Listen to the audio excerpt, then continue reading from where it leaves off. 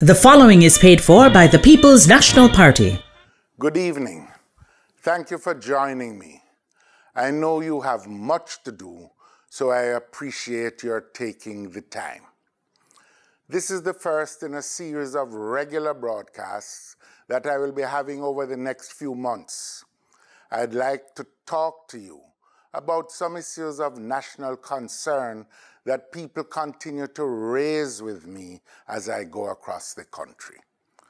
The issue generating deep national frustration and anger is the widespread mismanagement and corruption that has penetrated almost every area of the government's operations. There was the debushing scandal, police used car scandal, FLA scandal, the $17 million sign in Mobay, followed by even more damning revelations at National Energy Solutions, NESOL, and the Universal Service Fund. The millions of dollars stolen from UDC at Duns River Falls, the misuse of funds at the Ministry of Local Government, as well as at the Students' Loan Bureau, and so much more is unacceptable. This pattern of corruption in the Holness-led administration was carried to a new level with the revelations at Petrojam.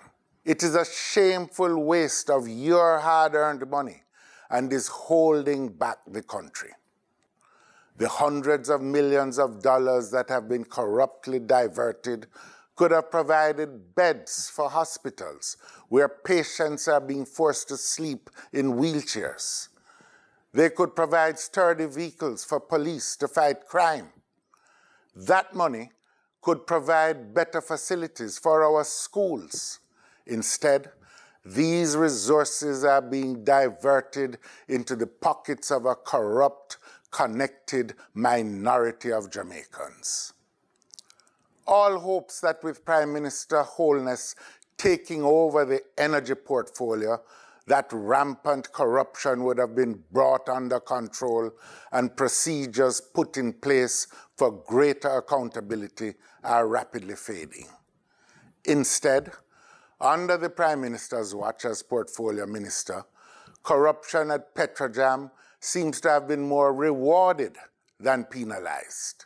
One employee who was unqualified in the first instance received a remuneration package of $10 million. That moved to $13 million in just 6 weeks. To make bad worse, the Auditor General found that that same employee was guilty of nepotism, negligence, and serious mismanagement during her tenure. Yet, with the Prime Minister as the responsible minister, this employee received a golden handshake of $9.2 million. In addition, we have discovered that there was an attempt to prevent this being disclosed to the public. Jamaicans are justifiably angered by the fact that in just 1 year and 6 months, this employee received a level of remuneration and settlement that would have taken an average teacher 25 years to earn.